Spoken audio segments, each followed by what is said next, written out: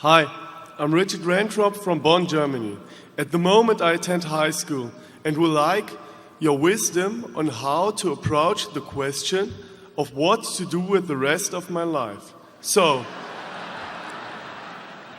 we prefer things a little more difficult than that, if you've got to say. So, Mr. Buffett, Mr. Munger, if you were about to start all over again, what profession would you choose and why? Well, I would choose what I do because A, I have fun at it. I'm reasonably good at it. You know, I meet a lot of interesting people through it. No heavy lifting. It fits me. But that's not advice for you. I mean, you have to find out what's your passion in life. You know, it's a terrible mistake to kind of sleepwalk through your life because unless Shirley MacLaine's right, you know, it's the only one you're going to have. And so I was very lucky in that I found my passion early. I mean, that's not easy, you know, that takes some luck. It just so happened my dad was in a business, had a very small office, and he had a bunch of books down there. And when I would go down there on Saturday or after school, I would start reading those books, and it turned me on. And this was before Playboy actually existed. And so, you know, that was just plain lucky. You know, if he'd been a minister, I'm not so sure I would have gotten quite as enthused about visiting the office. But that's the way to go. And I can't prescribe that for you.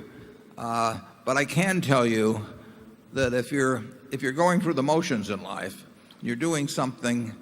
Now, obviously, if you need the job you have and you can't make a change, and your kids have to eat and all of that, you deal with realities like that. But when you're in a position to make choices, you know, I always tell the kids that come visit me, I tell them, go to work for an organization you admire or an individual you admire. That means that many of them become self-employed, but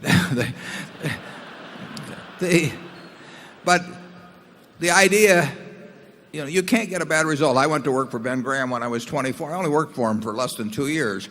But I jumped out of bed every day in the morning. I was excited about what I was going to do. I was learning things. I was with a man I admired. I never asked my salary when I took that job. I moved to New York City and found out what my salary was when I got the check. So just be sure you get the right spouse. That's enormously important. You know, as Charlie says, the problem, you know, is that we talk about that fellow that spent 20 years looking for the perfect woman, and then he found her, and unfortunately she was looking for the perfect man. So you may have a problem in that respect. But it's enormously important who you marry. I mean, it's a huge decision. And you know, if you're lucky in a couple of things like that,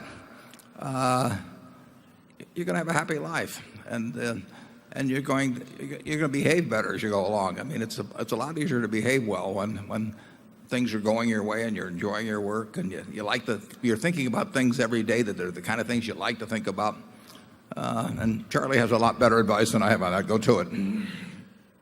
Well, of course, you'll do better if you develop a passion for something in which you have a considerable aptitude. I think if Warren had gone into the ballet, nobody would have ever heard of him. Oh, I think they'd have heard of me, just in a different way, Charlie.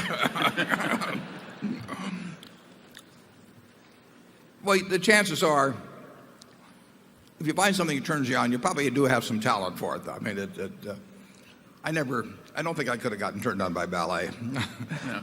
Let's go. We're going to go now to 13, which